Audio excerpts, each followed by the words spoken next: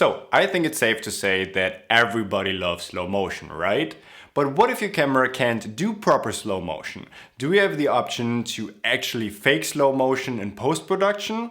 Let's find out. My name is Damien Cooper and welcome to Monkey Pixel. We've got some fresh new young talent doing some things that I know you haven't heard before. 1, 2, 3, listen.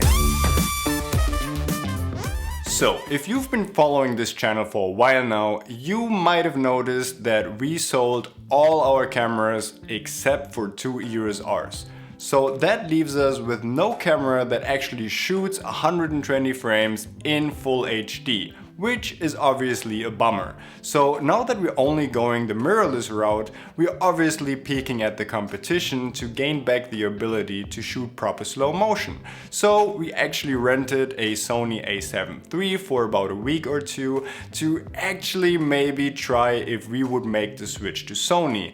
And among other things, the ability to shoot 120 frames in full HD in camera was definitely one of the bigger factors of this consideration. But what if we don't have to switch to Sony if we could just shoot slow motion with the EOS-R by faking it in post? And as you know, the EOS-R only shoots a maximum of 60 frames in full HD, and since we're mostly shooting in Europe, we actually don't even have 60 frames, we only have 50 frames.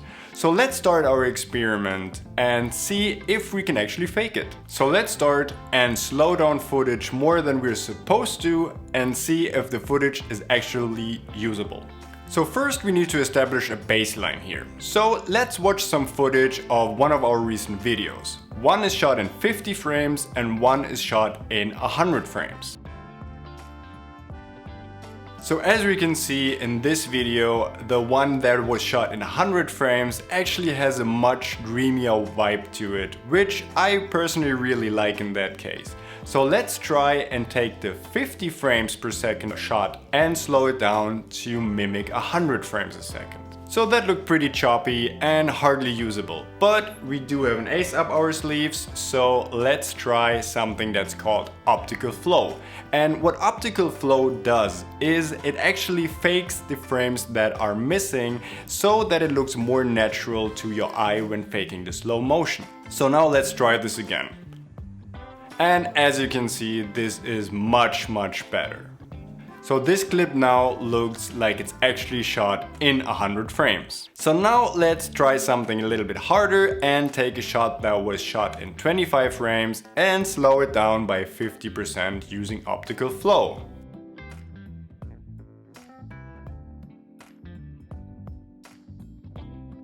Wow, that looked actually pretty good. Let's try this even more and now let's slow it down to 25%, mimicking 100 frames per second using Optical Flow. So this looked really good, and now we can actually try this with a drone shot that was also shot in 25 frames. Let's slow it down to 50 frames per second. Again, the results are amazing. Let's try it with 100 frames.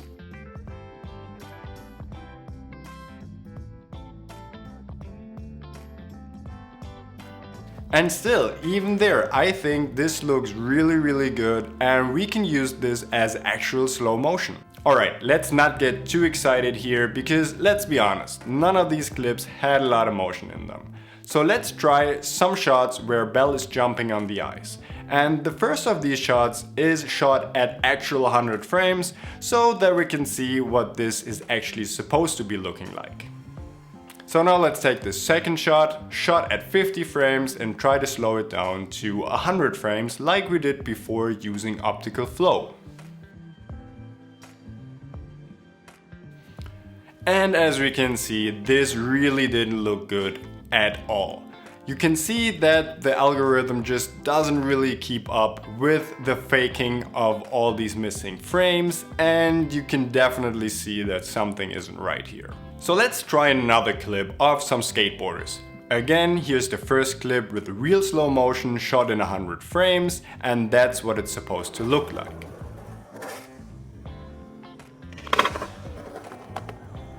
And now here's a second clip shot in 50 frames, artificially slowed down to 100 frames.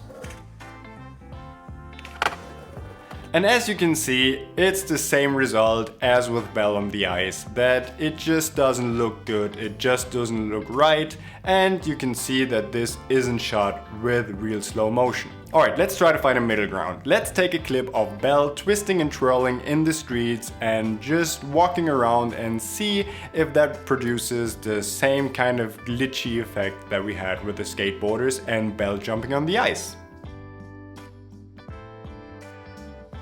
And yes, as you can see, you still see these ugly, blurry, glitchy frames around the jacket, also when she's just twirling around her hair, so that really doesn't look good. And you probably need a real camera that shoots real slow motion for it. Okay, let's try one more thing, because the Sony shoots at a really low bitrate. And maybe there's just not enough information for us to handle this. So let's try and shoot something with the EOS R that has a much higher bitrate and way more information to process. So maybe the algorithm of the Optical Flow can work better with a higher bitrate. Nope, safe to say it's not the bitrate. And we actually tried this with the C200 shot in RAW with a much higher bitrate and way more information to process. But again, we had the same results and the bitrate just isn't the problem here. So yes, we've done all this in Final Cut, and Final Cut is supposed to have one of the best optical flow features of most of the editors out there. I think it's even better than the one in Premiere Pro. And before somebody starts typing into the comments, what about external plugins like Trickster?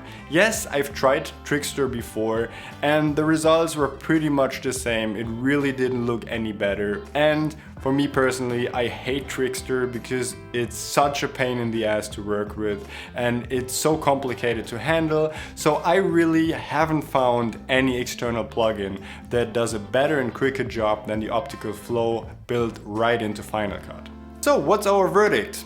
If you need to slow down footage more than you're supposed to, you can only safely do so when there's not a lot of motion in the image. And that kind of defeats the purpose, because when you're in need of slow motion, it's usually when you want to slow something down that has a lot of motion in there, like sports or something really quickly moving.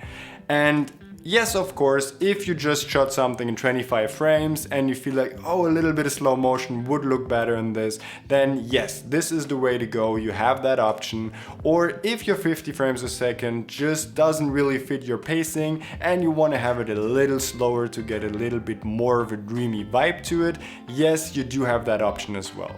But when it comes to real slow motion of something moving really fast, then even with the Optical Flow, it just doesn't look good and you need a camera capable of shooting higher frame rates. It does, however, give you the option if you have a camera that only shoots 4K at a maximum frame rate of 30 and you just want to have somebody rocking around or some B-roll shots of something slow moving and you want to slow it down in post and still have the 4K capabilities, then yes, Optical Flow is the way to go.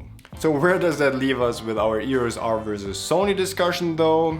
Honestly, I don't know. I mean, we returned the A7 III because we really prefer the EOS R, and honestly, most of the times we don't even use 100 frames or 120 frames if we had the option to, because it's just way too slow and overused these days. But honestly, I would really love to have the option when it comes to shooting Belle on the Ice, other sports. So in the future, I really hope the next body from Canon in the mirrorless department has the option to shoot 120 frames in full HD. For now, we just have to make do with what we have. I hope you liked this little tutorial, quick tip review, whatever that was. And if you did, consider subscribing, hitting the notification bell, like this video, and I'll see you on the next one.